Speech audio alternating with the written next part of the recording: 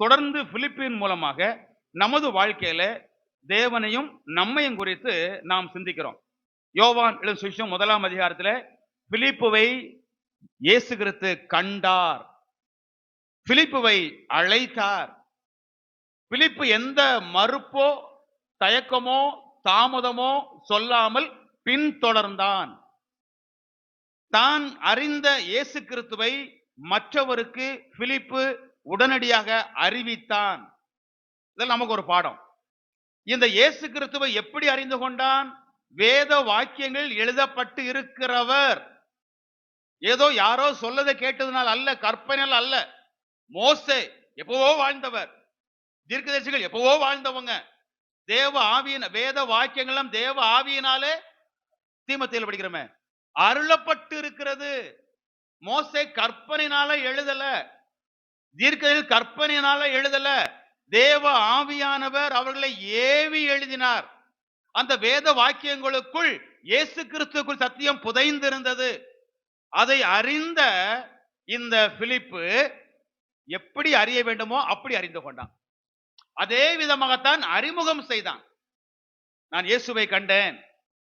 அப்போ இயேசு கிறிஸ்துவை அறிவித்தவன், சரியான முறையில் அவரை அறிவித்தவன். யோவான் 1ஆம் அதிகாரம் 45 வரைக்கும் நம்ம இந்த விஷயங்களை பார்த்தோம். வேற எதையும் சொல்லல. சில நேரங்களில் பெரியவளாகி நமக்கு ஒரு பாடம் இருக்குது. சொல்ல வேண்டிய விஷயத்தை சொல்லுவதற்காக வந்து அதை மட்டும் மறந்துட்டு மற்ற எல்லாத்தையும் சொல்லிடுவோம். அனுபவம் இருக்குதா?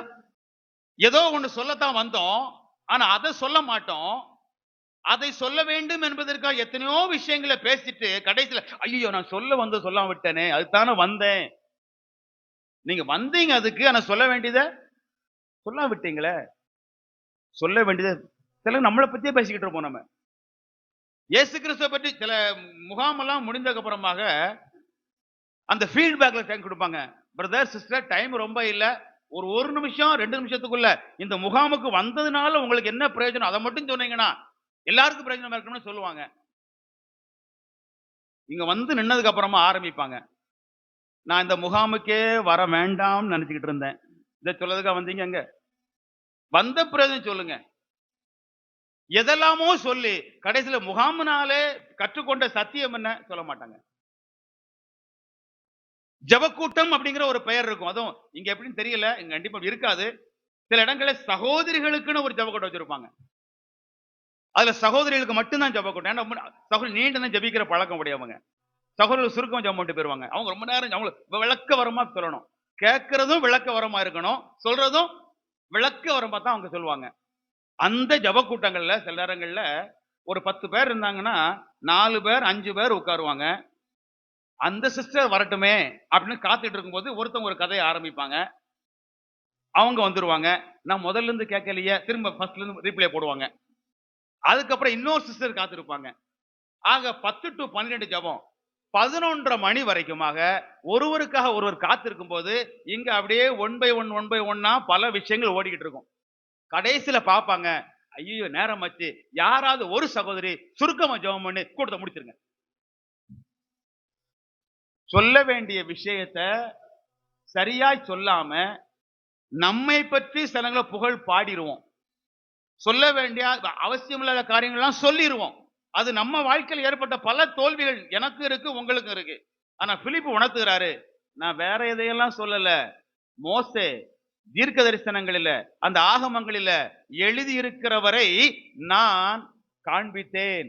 முதலாவது சத்தியத்தை இவர் அறிந்திருந்தார். இப்ப நம்ம எடுக்கிற முயற்சி எல்லாமே உள்ள ஒரு பின் நோக்கம் அதுதான், எப்படியாவது சத்தியத்தை அறிந்து கொள்ளணும். ஆகவே குடும்பங்களில நம்முடைய வேதாகமத்திற்கு முக்கியத்துவம் கொடுப்போம், நம்முடைய பிள்ளைகளுக்கு முக்கியத்துவம் கொடுப்போம். சின்ன வயசுல மனப்பாடம் பண்ணினால்தான் முடியும். வயது ஆனதுக்கு அப்புறம் மனப்பாடம் செய்வது ரொம்ப ரொம்ப கஷ்டம், அது திரும்ப ஞாபகப்படுத்த முடியாது. அப்ப இளம் வயதிலேயே சின்ன உள்ளங்களிலேயே நம்மால முடிந்த அளவுக்கு நம்முடைய பிள்ளைகளுக்கு வேத வசனங்களை நம்ம சொல்லிக்கிட்டே கொடுத்துக்கிட்டே இருப்போம். அது கண்டிப்பா பிரயோஜனப்படும். அதுல மட்டும் யாரும் விட்டுவிடக்கூடாது, சமரசம் செய்துவிடக்கூடாது. இந்த பிலிப்பு அதை அறிந்திருந்தான். இதை சரியாக நாத்தான்வேலுக்கு சொன்னான். சரி, நாத்தான்வேல் என்ன கேள்வி கேட்டான் பாருங்க. நாசரேத்து, நீ சொல்ற நாசரேத்துடைய கிறிஸ்து நீ சொன்னீங்க, அந்த நாசரேத்திலிருந்து எப்படி ஒருத்தர் வருவதற்கு வாய்ப்பு இருக்குதா? அப்படிலாம் பழைய ஏற்பாட்டுல சொல்லலையே அப்படின்னு ஒரு கேள்வியை இவர் கேட்கிறார். அப்போ ஒரு விவாதத்திற்கான ஒரு நேரம் வரும்போது பிலிப்பு எவ்வளவு ஞானமாய் செயலாற்றான் பாருங்க. அதுக்கு என்ன பதில் சொல்லலாம் பாருங்க. அதற்கு பிலிப்பு வந்து பார், ஒரே வார்த்தையில எல்லாத்தையும் அடக்கிட்டான். எப்பா, உனக்கு நாசரேத்தை பத்தி எல்லாம் நான் விளக்கம் கொடுக்க தேவையில்லை. என்னுடைய ஊர் பெத்சாயிதை பத்தி விளக்கம் கொடுக்க தேவையில்லை. பெத்லகேமை பற்றி விளக்கம் கொடுக்க தேவையில்லை. உனக்கு இருக்கிற சந்தேகம் தீர வேண்டுமானால் நீ என்ன செய்ய? வந்து பார். அவ்வளவுதாங்க. வந்து பார். விவாதங்களுக்கு தேவையில்லை, தர்க்கங்களுக்கு அவசியம் இல்லை. சத்தியத்தை சொல்லுவதற்கு நியாயமான சில விஷயங்களை நம்ம விவாதித்து பேசலாம், தவறும் இல்ல. ஒருவன் வாக்குவாதம் செய்ய மனதாயிருந்தால் எங்களுக்கும் சபைக்கு அப்படி வழக்கம் இல்ல. வாக்குவாதம் தேவையில்லாத வாக்குவாதம் வேண்டாம். வந்து பார். நீ வந்து பார்த்தால் உன்னுடைய சந்தேகங்கள் தீரும். இதுல சபையோடு சேர்ந்து ஒரு விஷயத்தை ஞாபகப்படுத்துறேன். எத்தனை பேரு யாரையாவது ஒருவரை நாம் புதிதாய் கண்டால் தைரியமா எங்க சபைக்கு வாங்க அப்படின்னு கூப்பிட முடியும்? பதில் சொல்ல வேண்டாம். யாரையோ ஒருவர் பார்க்கிறோம், சந்திக்கிறோம், அவர் அன்பையும் ஐக்கியத்தையும் சில விஷயங்களுக்கு சந்தேகம் இருக்குது. அப்ப நம்ம என்ன சொல்லணும்? ஐயா, அம்மா, பிரதர், சிஸ்டர், நீங்க ரொம்ப எல்லாம் நீங்க போட்டு மனதை குழப்ப வேண்டாம். எங்க சபைக்கு மட்டும் ஒரு முறை வாங்க, எங்க சபை கூட்டத்துக்கு மட்டும் ஒரு முறை வாங்க, எல்லாமே உங்களுக்கு புரியும் அப்படின்னு சொல்வதற்கு நமக்கு தைரியம் இருக்குதா? ஒரு சகோதரர் சொன்னாரு, பிரதர், நான் மலேசியா நாட்டில் இருக்கும்போது வேற ஒரு சபை ஐக்கியத்தில் இருந்தேன். நம்ம சபையினுடைய காரியங்கள் எல்லாம் நான் கேள்விப்பட்டேன். அப்புறம் இந்தியாவுக்கு வந்துட்டாரு. அப்புறம் அவர் என்கிட்ட சொன்னாரு, நான் கேள்விப்பட்ட ஒண்ணுமே இங்க இல்லையே. நான் பிரதர் சபையில இப்படிலாம் இருக்கும் இருக்கும்னு மலேசியால சொன்னாங்க. ஆனா இங்க கொஞ்ச நாளா வந்துட்டு இருக்கிறேன், எதுவுமே சபையில் இல்லையே பிரதர். வந்து பாருன்னு சொல்ல முடியுமா இல்லாவிட்டால்? அப்ப அதுக்கு நாம தான் பொறுப்பாளர். கிறிஸ்துவை குறித்த சந்தேகம் இருக்குமானால், விசுவாசத்தை குறித்த சந்தேகம் இருக்குமானால் எங்க சபைக்கு வாங்க. எங்க சபைக்கு நீங்க வந்தீங்கன்னா உங்களை விசாரிப்பாங்க. இயேசுவின் பண்பு, நம்ம அவர் இயேசு கிறிஸ்து எல்லாரையும் பார்த்தாரு, கண்டாரு, விசாரிச்சாரு. அதே பண்பு அவருடைய குமார் சாயலுக்கு ஒப்பாய் இருப்பதற்கு தானே நம்மை முன்குறித்திருக்கிறாரு. மறுபடியும் துக்கமான விஷயம் சொல்கிறேன்.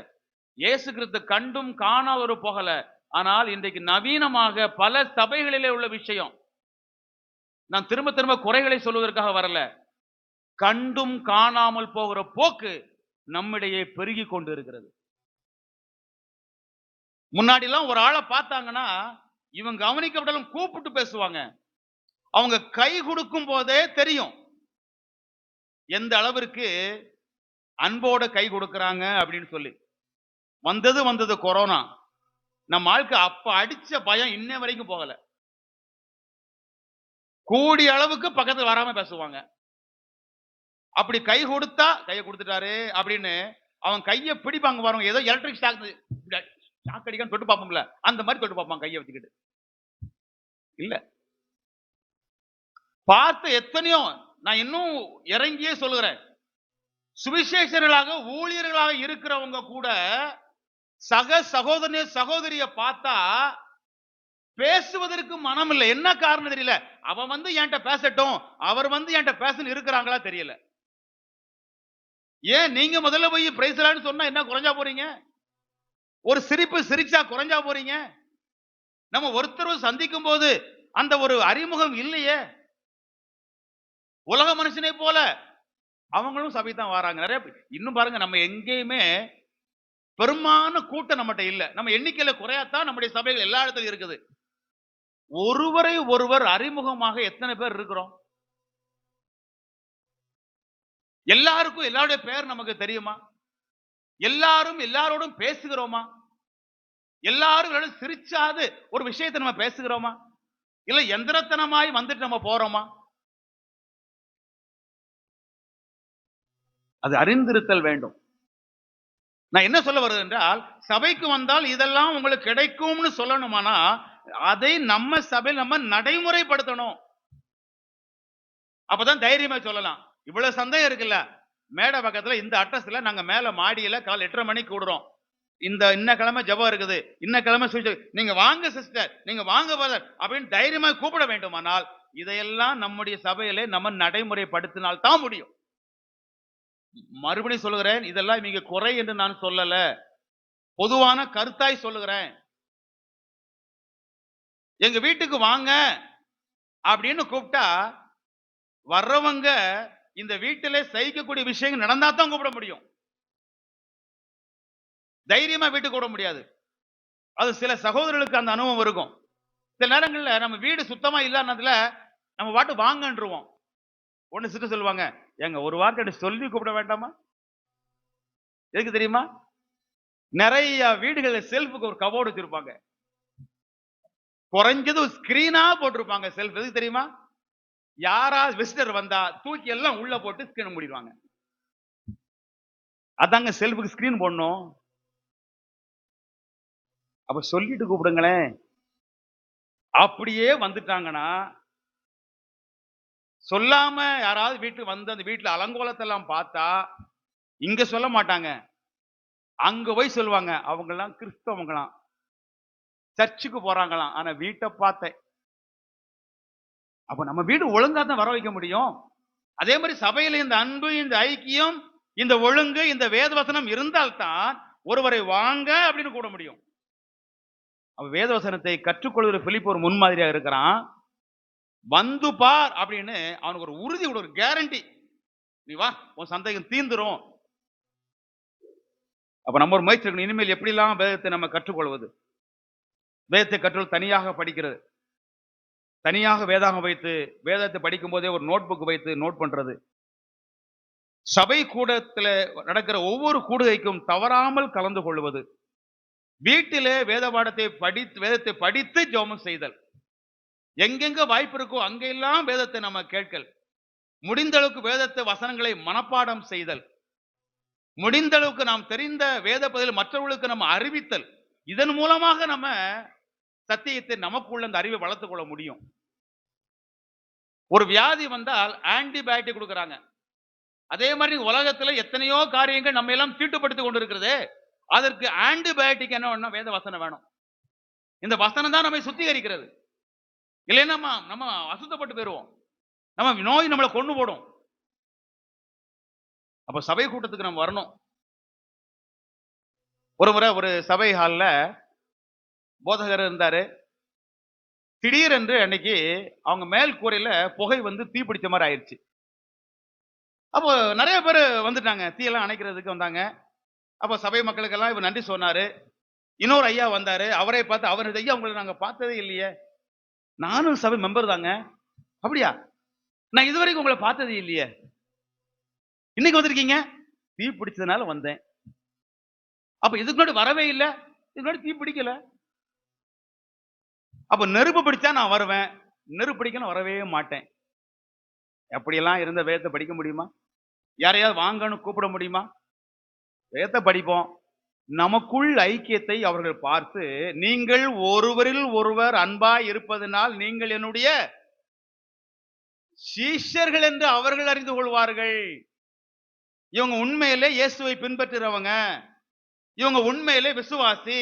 அதான் ஒருத்தர் ஐக்கியமா இருக்கிறாங்க, ஒருத்தர் மேல ஒருத்தர் அன்பா இருக்கிறாங்க, ஒருவருக்கு உடம்பு சரியில்லைன்னா இவங்க எல்லாம் போய் கவனிக்கிறாங்க, ஒரு கஷ்டம்னா மற்றவங்க உதவி செய்யறாங்க, ஒரு வீட்டில பிரச்சனை எல்லாரும் அந்த வீட்டில ஒன்று கூடுகிறாங்க, இவங்க தன்னிச்சை எதையும் செய்ய மாட்டாங்க, இவங்க எல்லாமே ஒரு கூட்டமா இருப்பாங்க, அதனாலே இவர்கள் இயேசுவினுடைய பிள்ளைகள் என்று மற்றவங்க சொல்லணும். அப்பத்தான் சொல்ல முடியும், வந்து பாருங்கள், வந்து பாருங்கள். அப்போ ஒரு திடமான தைரியமான சாட்சியை சொல்லக்கூடிய ஒரு பிலிப்புவாக இருந்தார். சரி, அப்படி இந்த பகுதியை நம்ம விட்டுட்டு அடுத்து பிலிப்பியருடைய அடுத்த பகுதிக்கு வருவோம். யோவானின் சுவிசேஷம் 6ஆம் அதிகாரம் அடுத்த குறிப்பு. 5 அப்பம் கொண்டு 5000 பேரை போஷிக்கிற மற்றொரு வேத பகுதி. 6ஆம் அதிகாரத்துல 5வது வசனம். இவர்கள் சாப்பிடத்தக்கதாக அப்பங்களை எங்கே கொள்ளலாம் என்று பிலிப்புவை நோக்கி இயேசு கிறிஸ்து கேட்டார். எதற்கு கேட்டாரு? எதற்காக கேட்கிறாரா? அடுத்த வசனத்துல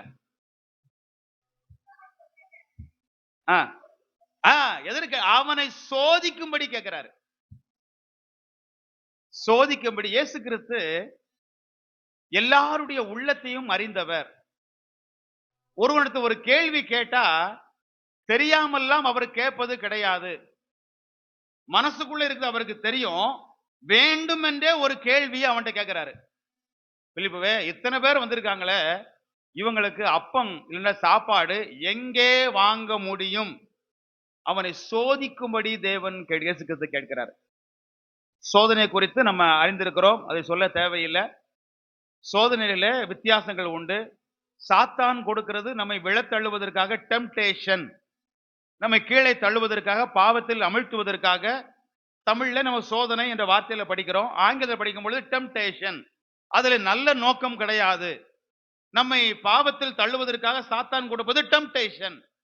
ஆனால் தேவன் கொடுப்பது அப்படி விழத்தள்ளு டெம்டேஷன் அல்ல, மாறாக டெஸ்ட். இப்பொழுது நம்ம டெஸ்ட் எதற்காக? நம்முடைய நிலையை புரிந்து கொள்வதற்காக, நமக்கு ஒரு ப்ரமோஷன் கொடுப்பதற்காக.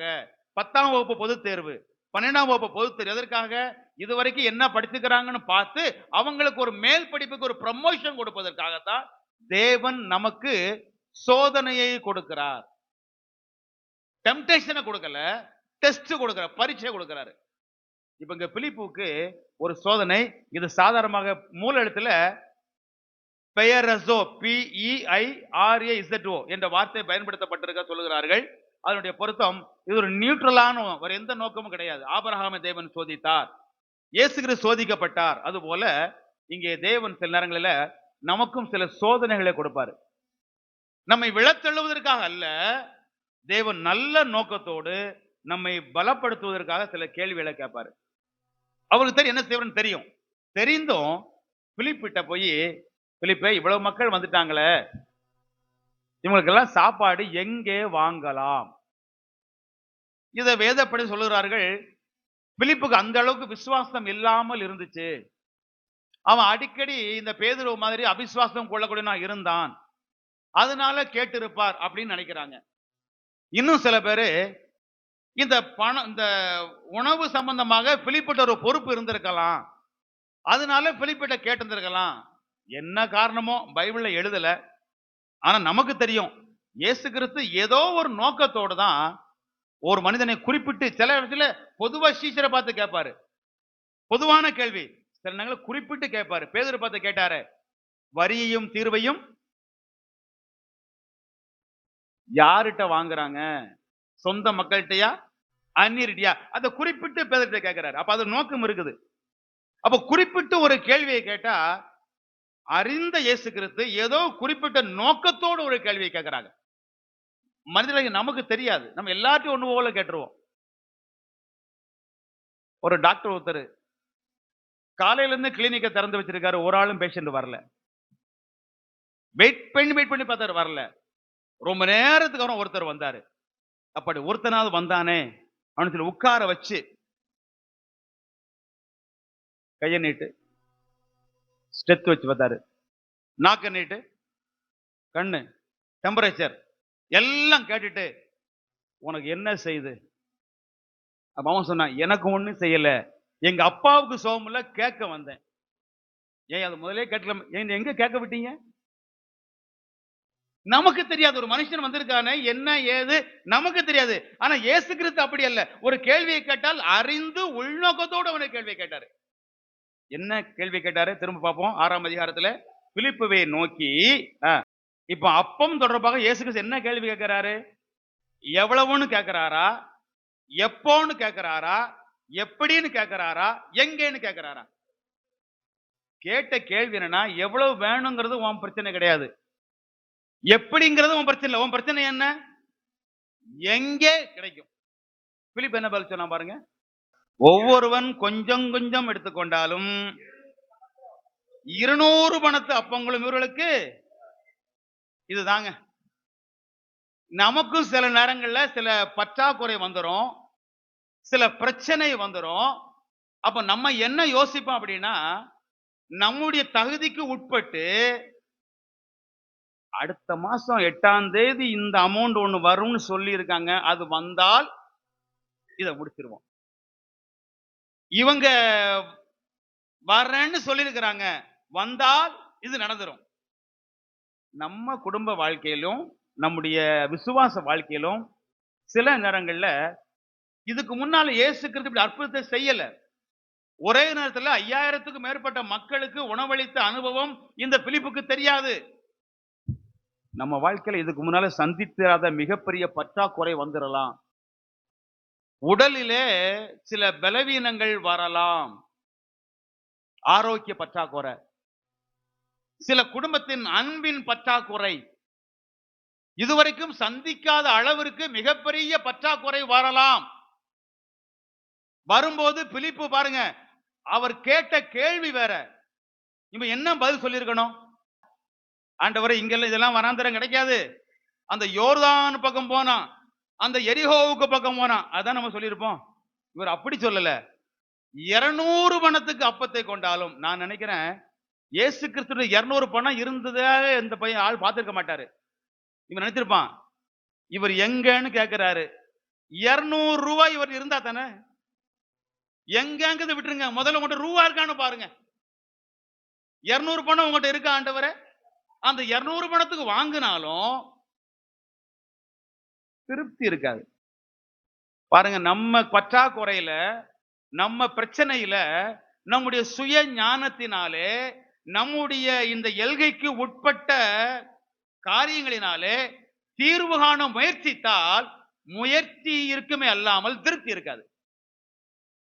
சொல்லுவாங்க, எப்படி முன்னால இருந்து இப்ப எப்படி இருக்கு? பரவாயில்லை. நல்லா இருக்குன்னு சொல்லவே மாட்டாங்க. எப்படி படிக்கிறாங்க? பரவாயில்லாம படிக்கிறாங்க. சபை எப்படி? பரவாயில்லாம போயிட்டு இருக்கு. எது கேட்டாலும் பரவாயில்ல, பரவாயில்ல.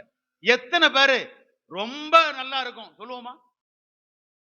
இந்த பிலிப் ஒரு தீர்வு சொன்னானே, ஆண்டவரே 200 அப்பத்துக்கு 200 ரூபாய்க்கு மட்டும் வாங்கினா போதும், எல்லாரும் திருப்தியா சாப்பிடலாம். சொல்லலையே.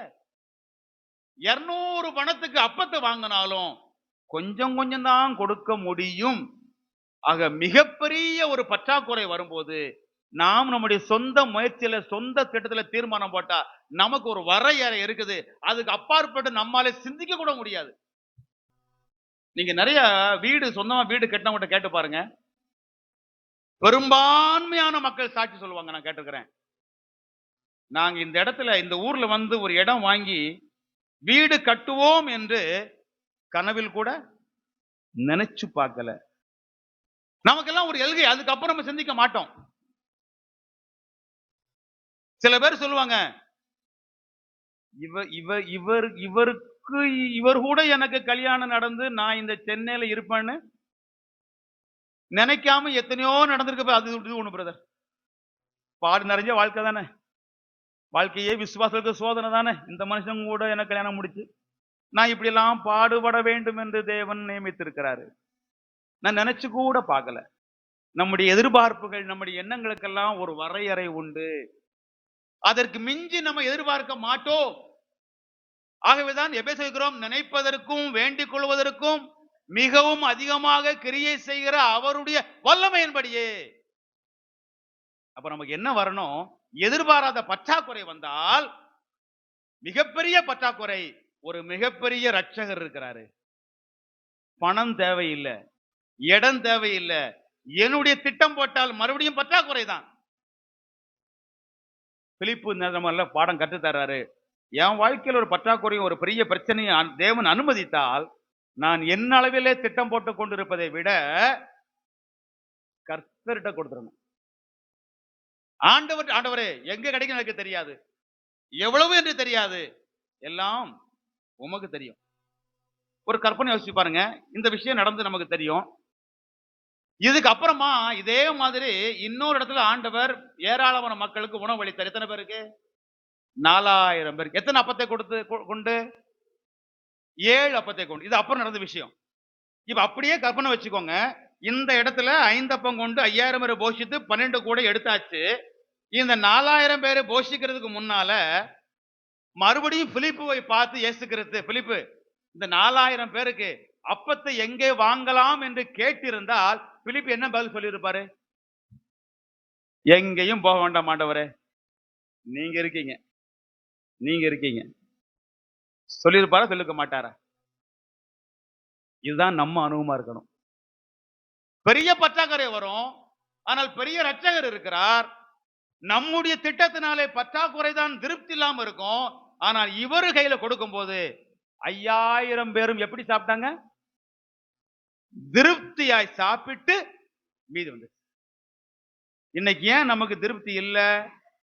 இன்னைக்கு ஏன் நமக்கு மீதி இல்லை என்றால், நானும் நீங்களும் நம்மளால முடிந்த விஷயத்திற்கு நம்மளாலே முடிந்த திட்டத்தை போட்டு ஒரு எல்லைக்குள்ளே நின்றோம்.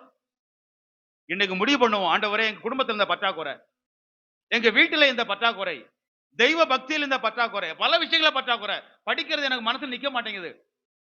என் பையன் என் பிள்ளை படிக்கிற படிப்புல எனக்கு திருப்தி இல்லை. இனிமே அதுல விட்டுறலாம், இதுல சேர்த்துடலாம். நம்முடைய விருப்பங்கள் திட்டங்கள் ஒரு பக்கம் இருக்கட்டும். நம்முடைய திட்டங்கள் என்னைக்குமே மன நிறைவை கொடுக்காது. காரணம் நமக்கு ஒரு எல்லை லிமிட் இருக்குது. ஆனா கர்த்தரிடத்திலே கொடுத்தால் மிகப்பெரிய திருப்தியோடு அந்த காரியத்தை நடத்தி கொடுப்பார். பிலிப்பு கதை விளங்க செஞ்சாரு. பிலிப்புவே நீ எங்கன்னு கேட்டேன், ஆனா நீ இயலாமையினாலே அந்த பதில் சொன்ன. உன் கண்ணுக்கு தீர்வு தெரியாது, ஆனா எனக்கு தெரியும். எதை சொல்றாரு? ஜீவ அப்பம் நானே. எந்த இடமாய் இருந்தாலும், பாலைவனமாய் இருந்தாலும், சமுத்திரமாய் இருந்தாலும், மலையாய் இருந்தாலும் எனக்கு பிரச்சனை இல்லை. நான் ஜீவ அப்பம். நம்முடைய அனைத்து பிரச்சனைகளுக்கும் தீர்வு ஆண்டவர்கிட்ட உண்டு. கர்த்தருடைய அகராதியிலே முடியாது, இம்பாசிபிள் அப்படிங்கிற வார்த்தை கிடையாது. மருவமல்ல இருந்து இறங்கி வராரு. ஒரு தகப்பன் கண்ணீரோடு சொல்லுகிறான், என் பையனை உங்க ஷீஷர்ட்லாம் கொடுத்தேன், அவங்களால சுகமாக்க முடியல. உம்மால் ஏதாவது செய்யக்கூடுமானால். பல நேரம் நம்மளும் அப்படித்தான் நினைக்கிறோம். பிரதர் எல்லாம் பண்ணிட்டோம் பிரதர், அங்க கொண்டு போனோம், இங்க கேட்டோம், எதுவுமே நடக்கல. அப்புறம் என்ன செய்யறது? கடைசியா ஜெபம் பண்ணிட்டு இருக்கிறோம். ஜெபம் அங்க வந்துருச்சு கடைசியா. இனிமே அது நடந்தாலும் சரி, அவங்க பிழைச்சாலும் சரி பிழைக்காலும் சரி, நடந்தாலும் சரி நடக்காட்டும் சரி இல்ல.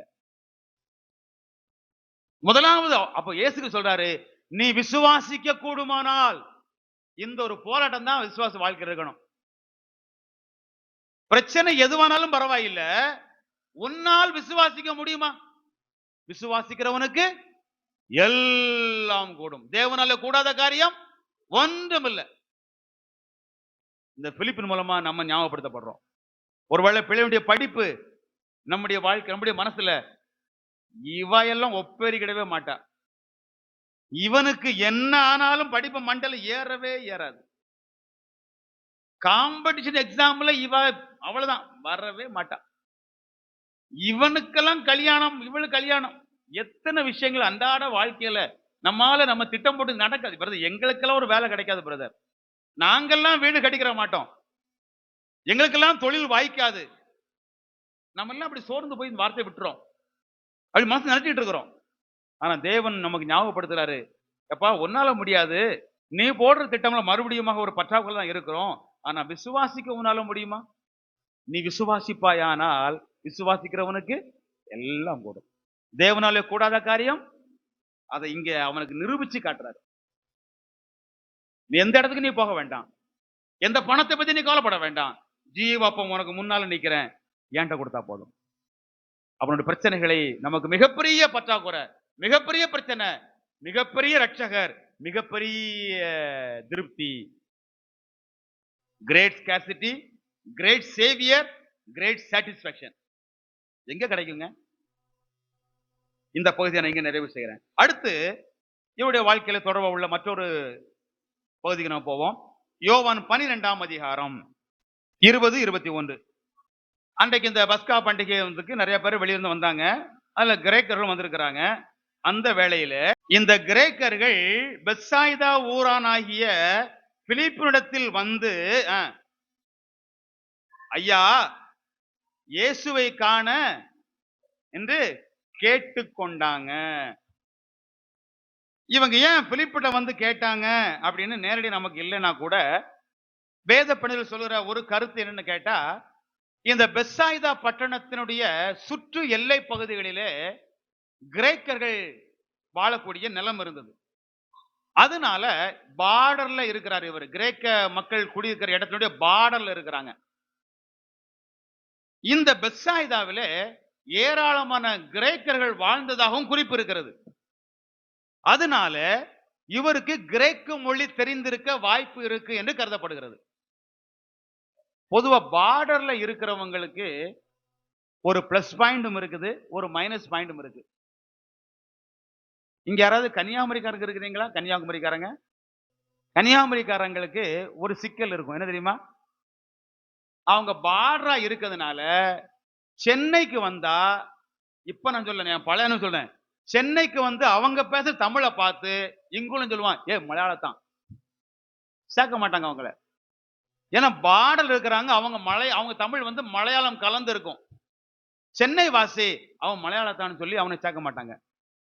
கேரளாவுக்கு போவாங்க, அங்குள்ள இவன் பாண்டிக்காரன் அப்படிம்பாங்க. ஏன்னா இவங்க பார்டர்ல இருக்கிறதுனால.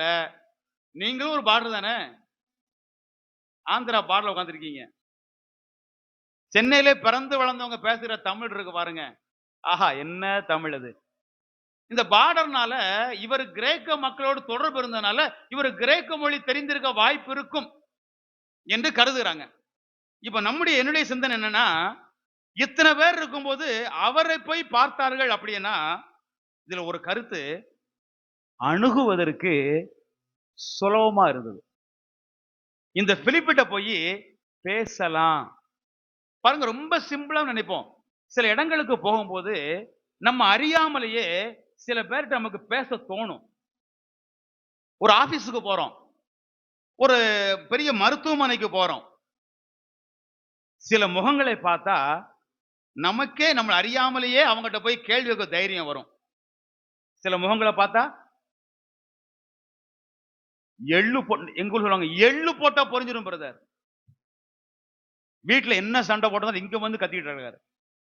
சில மக்கள்கிட்ட பக்கத்திலே போக முடியாது. ஒரு வார்த்தை கேட்டா அதுக்கு 3 கேள்வி கேட்பாங்க அவங்க. அப்புறம் யோசிப்பாங்க, நான் வந்த நேரம் அவற்றை போய் பார்த்தேன் பிரதர். உலக மக்கள் சொல்றாங்க, நான் காலையில் நரி முகத்துல முழிச்சு வந்து நினைக்கிறேன், வந்து அந்த ஆளை போய் பார்த்தேன் பாருங்க, அந்த மேடத்தை போய் பார்த்தேன் பாருங்க. அவங்க டென்ஷன் எல்லாம் ஏன்ட்ட கொட்டிட்டாங்க. அணுகுவதற்கு கடினமான மக்கள் இருக்கும்போது இந்த பிலிப்புவை அந்நிய மக்கள் பார்த்தாங்க, இவர்கிட்ட போய் பேசலாம். பிரியமானவர்களே, உலகத்துல மக்கள் எவ்வளவோ பிரச்சனையோடு இருக்காங்க, எவ்வளவோ மனக்கலக்கத்தோடு இருக்கிறாங்க. அணுகுவதற்கு நம்ம எல்லாம் ஈஸி அப்ரோச்சபிள், ரொம்ப லகுவாக அணுகக்கூடியவர்களாக நம்ம இருக்கணும். இவங்கிட்ட போய் நம்ம பேசலாம், இவங்க ஆறுதலா 2 வார்த்தை சொல்லுவாங்க. இந்த பிலிப் அப்படிப்பட்ட ஒரு மனிதனாக இருந்திருக்க முடியும் என்று நான் நினைக்கிறேன். பவுல் தீமோத்தேயுவின் நிருபம் 2 தீமோத்தேயு 2ஆம் அதிகாரம் 24வது வசனம். கர்த்தருடைய ஊழியக்காரன் சண்டை பண்ணுகிறவனாய் இராமல் எல்லாரிடத்திலும் சாந்தம் உள்ளவன். சாந்தமா இருந்தா தான் மற்றவங்க நம்மகிட்ட அணுகுவாங்க, நம்மகிட்ட பேசணும் விரும்புவாங்க. நம்ம சாந்தமலம், நம்ம கடுகடு நம்ம இருந்தோம்னு வச்சுக்கோங்களேன், சிடுபூஞ்சியாய் எதற்கெடுத்தாலும் எரிந்து விழுகிறவளா நம்ம இருந்தானா நம்மகிட்ட சாந்தமான வார்த்தை வராது. இதே மாதிரி நான் சாந்தமாய் இருக்கிறேன்னு ஒருத்தர் அழைச்சாரு. யார் அவரு? வருத்தப்பட்டு பாரம் சுமக்கிறவர்களே, நீங்கள் எல்லாரும் என்னிடத்தில் வாருங்கள், நான் சாந்தமும். உங்களுக்கு வருத்தம் இருக்குது, உங்களுக்கு பாரம் இருக்கு, என்கிட்ட வாங்க, நான் சாந்தமா இருக்கேன், நான் மனத்தாழ்மையா இருக்கேன், என் நுகத்தை ஏற்றுக்கொள்ளுங்க, என்கிட்ட கற்றுக்கொள்ளுங்க. சாந்தமாய் இல்லை என்றால் வரவும் மாட்டார்கள், நுகத்தை ஏற்றுக்கொள்ளவும் மாட்டார்கள், கற்றுக்கொள்ளவும் மாட்டாங்க. அப்ப பிலிப்பின் மூலமா நமக்கு மற்றொரு பாடம். என்னை பார்த்து பேச மக்கள் விரும்புறாங்களா? என்கிட்ட அணுகுவதற்கு தயக்கம் இல்லாம வராங்களா? அப்படி வரலன்னு சொன்னா நான் என்னை மாத்திக்கணும். என்கிட்ட இருந்து நல்ல வார்த்தை வரணும். நான் ஒரு சாந்தமா இருக்கணும். எல்லாம் அனுபவத்திலிருந்து பேசுறேன். பல நேரங்கள்ல நம்முடைய கண் பார்வையும் நம்முடைய முக பாவனையும் பார்த்து எத்தனையோ மக்கள் நம்மகிட்ட இருந்து விலகி தூரமா போயிடுறாங்க. நீங்க உங்க வாழ்க்கையில யோசிச்சு பாருங்க, நான் என் வாழ்க்கையில யோசிச்சு பார்க்கேன். சில திருமணம் போன்ற சில நிகழ்வு நடக்கும்போது சொல்லுவாங்க, எல்லாரையும் வாங்க வாங்கன்னு ஓடி ஓடி கேட்டாங்க. எங்களை பார்த்த உடனே மூஞ்சிய 1.5 முழத்துக்கு தூக்கி வச்சுக்கிட்டாங்க. அது எப்படி 1.5 முழம் நமக்கு தெரியல. 1.5 முழத்துக்கு மூஞ்சிய தூக்கி வச்சு யாருங்க அவங்க வீட்டுக்கு போவா? மக்கள் சொல்ற வார்த்தை. ரொம்ப பசிதான், சாப்பிட வேண்டும்னு இருந்தது. ஆனா அவங்க மூஞ்சிய பார்த்தா உள்ள இறங்க மாட்டேங்குது சாப்பாடு. நம்மளை பார்த்து மற்ற மக்கள் சொல்ற விஷயம். அப்புறம் எப்படி நாம் அவர்கள் உதவியா இருக்க முடியும்? இதெல்லாம் அடிப்படையில் நம்முடைய வாழ்க்கையில் நம்ம கை கொள்ளாமல் கர்த்தருக்கு ஊழியம் செய்ததை சாதிச்சிட முடியும். ஆக தேவன் நம்மோடு பேசட்டும். பிலிப்புவை எளிமையாய் அணுகக்கூடிய மனிதனாக அவர்கள் கண்டார்கள். சொல்லணும், அந்த சிஸ்டர்ட்ட போனா நல்லா பேசுவாங்க, அந்த பிரதரை பார்த்தா அவங்க நல்லா பேசுவாங்க, அவங்கள்ட்ட போய் சொல்லலாம். ஏங்க எத்தனை அவிசுவாசிகள் ஜெப உதவியின் மூலமாக ரட்சிப்பை பெற்றுக்கொண்டாங்க தெரியுமா? அவங்களுக்கு எதுவுமே சிலுவை தெரியாது, சுவிசேஷம் தெரியாது, பக்தி தெரியாது, வாழ்க்கையில நொறுங்கி போயிருக்கிறாங்க. ஒரு விசுவாச பிள்ளைய பார்த்த உடனே அவங்களுக்கே தோணுது இவங்கிட்ட சொல்லலாம். ஒரே வார்த்தை, எங்களுக்காக பிரார்த்தனை பண்ணிக்கோங்க, எங்களுக்காக வேண்டுதல் பண்ணிக்கோங்க. எத்தனையோ முஸ்லிம் சொல்றாங்க, எங்களுக்காக துவா பண்ணிக்கோங்க. ஏன் சொல்றாங்க தெரியுமா?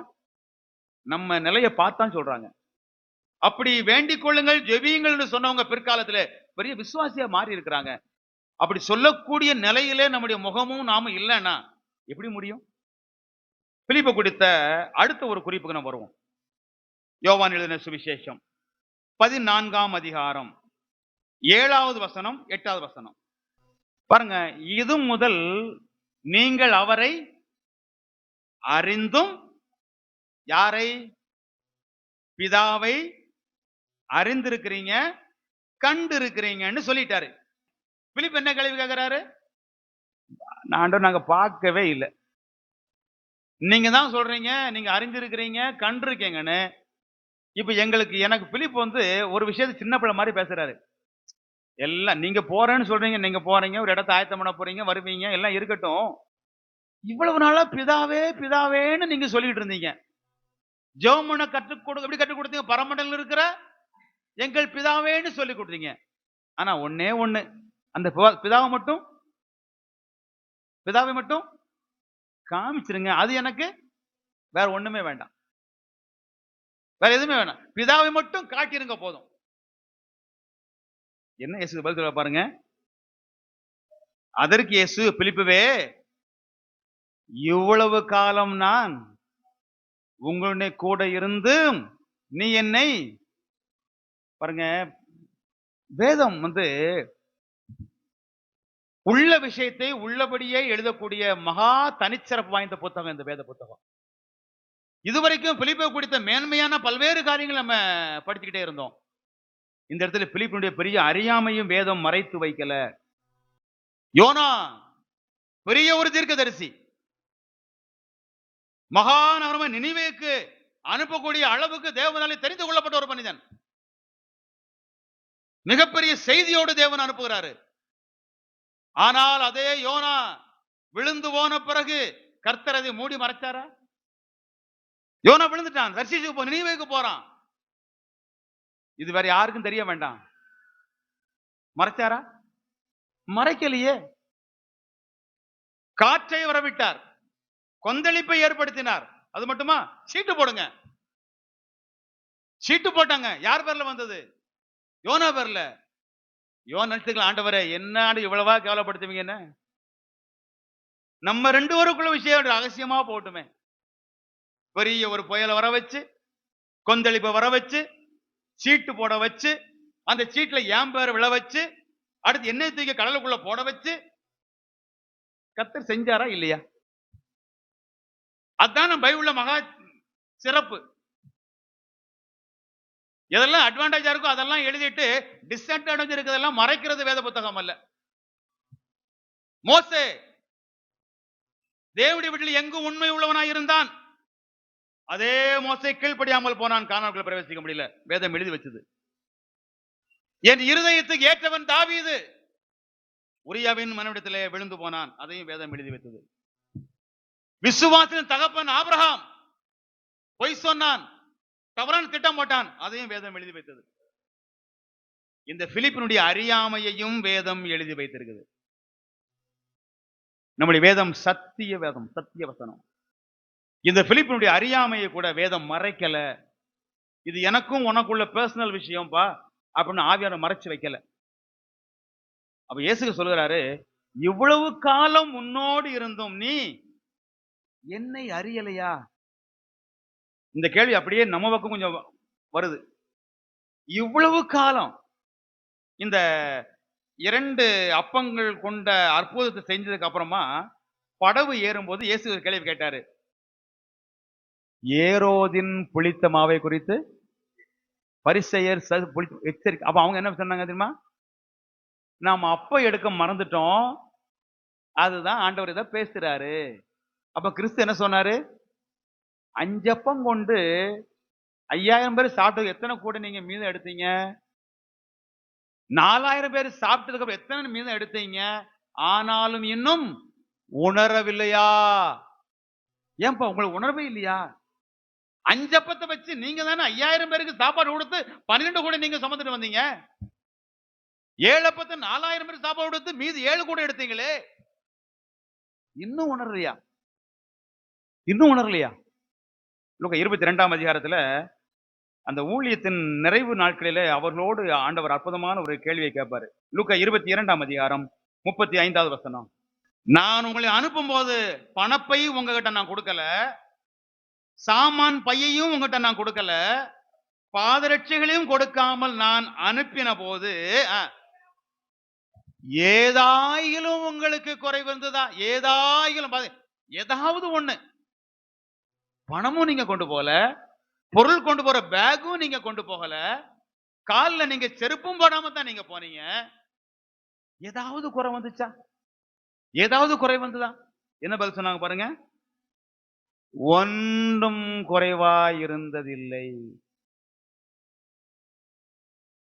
இதெல்லாம் வாழ்க்கையில அனுபவிச்சவங்க. இது அப்படியே அந்த கேள்வி நம்ம பக்கம் திருப்புவோம். ஆண்டவர் நம்மகிட்ட கேட்கிறாரு, ஏதாவது உனக்கு குறை வைத்தேனா? சில நேரங்களில் சில பாடுகளை தேவன் அனுமதிக்கிறார், அது வேற விஷயம். தேவன் முற்றிலும் கைவிட்டுட்டாரா? நான் உன்னை கைவிட்டேனோ, உனக்கு குறைவு வைத்தேனோ, நீ ஏன் என்ன அறியா, இன்னும் என்னை அறியாம இருக்கிறாயா? இவ்வளவு காலமா என்ன அறியலையா? இவ்வளவு நாட்கள் கூட இருந்தும் அறியவில்லையா? ஒரு அறியாமையில் இருந்த பிலிப்பு இதை இயேசு கிறிஸ்து கடிந்து கொள்ளல. இயேசு கிறிஸ்து அவனை திட்டி அவனுக்கு கடினமான உத்தரவெல்லாம் கொடுக்கல. அவனை தட்டி எழுப்புறாரு. இவ்வளவு நாள் உன் கூட இருந்தனே, என் பிதாவை அறியவில்லையான்னு கேட்கல. என்ன பாருங்க, அந்த வசனம் படிப்போம், மறுபடியும் வருவோம். யோவான் 14ஆம் அதிகாரத்திலே, இவ்வளவு காலம் நான் உங்களுடைய கூட இருந்தும் நீ என்னை அறியவில்லையா? மறுபடியும் பிதாவை அறியவில்லையான்னு இயேசு கிறிஸ்து கேட்கவே இல்லை. அதுக்கு என்ன காரணம்? அடுத்து படிக்கிறோம். என்னை கண்டவன் பிதாவை கண்டான். அப்படி இருக்க பிதாவை எங்களுக்கு காண்பியும் என்று நீ எப்படி சொல்லலாம்? நீ என்னை பார்த்து விட்டாயே, அப்ப பிதாவையும் நீ பார்த்து விட்டாய். நமக்கு வழக்கமா சொல்ல விஷயம் தான். யோவான் 10ஆம் அதிகாரம் 30ஆம் வசனம். நானும் பிதாவும் ஒன்றாய் இருக்கிறோம். யோவான் 12ஆம் அதிகாரம் 45வது வசனம். என்னை ஒருவன் கண்டால் என்னை அனுப்பினவரை அவன் காண்கிறான். யோவான் 16:32. நான் தனித்து இரேன், பிதா என்னுடனே கூட இருக்கிறார். யோவான் 15:24. இப்பொழுது அவர்கள் என்னையும் என் பிதாவையும் கண்டும், அப்போ என்னையும் கண்டீர்கள், என் பிதாவையும் கண்டீர்கள். இயேசு கிறிஸ்து என்ன சொல்ல வருகிறாரு? நான் பிதாவில் இருக்கிறேன், பிதா என்னில் இருக்கிறார். நம்ம பல இடங்கள்ல படிக்கிறோம், என் கிரிகள் நிமித்தமாவது நம்புங்க நீங்க. ஆகவே நீ அதை அறிந்து கொள்ள வேண்டும் என்று நீ தனியாக முயற்சிக்க தேவையில்லை. என்னை அறிந்தாலே நான் என் பிதாவில், பிதா என்னில் இருக்கிறோம். என்னை கண்டவன் பிதாவை காண்கிறான். இந்த விஷயத்தை ஒருவேளை அவர் அன்றைக்கு கிரகித்துக் கொள்வதற்கு கடினமா இருந்தால் கூட தேவன் அந்த அறியாமையை கூட அவனுக்கு போக்கி கொடுக்கிறாரு. ஒரு பல காலங்கள் ஆனது பிறகு கூட நம்ம வாழ்க்கையிலோட சில சந்தேகங்கள் வரலாம். சத்தியத்தில் சந்தேகம், இல்லை என்றால் தேவனுடைய ஒரு நம்பகத்தன்மையில ஒரு சந்தேகம் நம்ம வாழ்க்கையில வரலாம். ஆண்டவர் கைவிட்டுருவாரோ? இவ்வளவு காலம் எவ்வளவோ காரியங்கள் ஆண்டவர் செய்திருக்கிறாரு, எவ்வளவோ அனுபவிச்சிருக்கிறோம். அனுபவித்தது அப்புறம் கூட சில சந்தேகங்கள் வரலாம். ஆனால் இவன் மூடி மறைக்காம வெளிப்படையா இருந்தது போல வெளிப்படையா நம்ம இருந்தோமானால் தேவன் நமக்கு அதை உணர்த்தக்கூடியவராக இருக்கிறார். இன்னைக்கு பரிசுத்த ஆவியானவர் சகல சத்தியத்துக்கு நம்மை வழி நடத்துகிறவர், பாவத்தை கண்டித்து உணர்த்துகிறவர். அந்த ஆவி நமக்குள் வாசம் பண்ணுகிறார். இந்த பிலிப்பை குறித்து அடுத்து நம்ம படிக்கிற பகுதி அப்போஸ்தலர் நடவடிக்கைகள் 1ஆம் அதிகாரம் 13வது வசனம். அவர்கள் அங்கே வந்தபோது மேல் வீட்டில் ஏறினார்கள். அதில் பேதுருவும் யாக்கோபும் யோவானும் அந்திரேயாவும் பிலிப்புவும் தோமாவும் பர்த்தலோமேயும் மத்தேயும் அல்பேயுவின் குமாரனாகிய யாக்கோபும் செலோத்தே எண்ணப்பட்ட சீமோனும் யாக்கோபின் சகோதரனாகிய யூதாவும் தங்கியிருந்தார்கள். இதுல பிலிப் இருக்காரா? இந்த பட்டியல்ல இருக்கார். தங்கி இருந்தார்கள். அடுத்து என்ன செய்தாங்களாங்க? அங்கே இவர்கள் எல்லாரும் ஸ்திரீகளோடும் இயேசுவின் தாயாகிய மரியாளோடும் அவருடைய சகோதரோடும் கூட ஒருமனப்பட்டு ஜெபத்திலும் வேண்டுதலிலும் தரித்திருந்தாங்க. இயேசு கிறிஸ்து சொன்னபடியே பரமேறி போயிட்டாரு. எருசலேம் விட்டு நீங்க புறப்பட்டு போகாதீங்க, நீங்க அங்கேயே தங்கி இருங்க, கட்டளை கொடுத்துட்டு போயிட்டாரு. இந்த பிலிப்பு மற்ற சிஷ்யரோடு கூட, இயேசுவின் தாயோடு கூட, இயேசு கிறிஸ்து சகோதரோடு கூட ஒருமனப்பட்டு ஜெபத்திலும் வேண்டுதலிலும் தரித்திருந்தான். பிலிப்பை குறித்து காக்கிற கடைசி குறிப்பா நம்ம பார்க்கிறோம். இங்கேயும் ஆவியானவர் நமக்கு ஒரு காரியத்தை உணர்த்துகிறாரு. காலம் அவருடைய ஆதீனத்தில் வைத்திருக்கிறாரு. ஒவ்வொரு நேரம் வரும்போதும் விசுவாசிகள் என்ன வரும்? இயேசு கிறிஸ்து சீக்கிரம் வந்துருவாரோ? எப்பெல்லாம் யோசிச்சு பார்த்தோம்? கொரோனா வரும்போது நிறைய பேர் இயேசு கிறிஸ்து வந்துருவாரு. அடுத்து குவைத்து ஒரு யுத்தம் வந்தது, வருகை. இப்ப எல்லாருக்கும் என்ன நினைப்பு? ஈரான் யுத்தம் வந்ததுனால அடுத்ததுல சைனா உள்ள வந்துருவாங்க, ரஷ்யா உள்ள வந்துருவாங்க, 3ஆம் உலக போர் வந்துரும். அதனால கிறிஸ்துவின் வருகை நிறைய விசுவாசிகள் ரொம்ப மும்முரமா இருக்கிறாங்க. காலையில் எழுந்ததுல இருந்து நைட் வரைக்கும் வேக வேகமா பாக்குறாங்க. எதுக்கு தெரியுமா?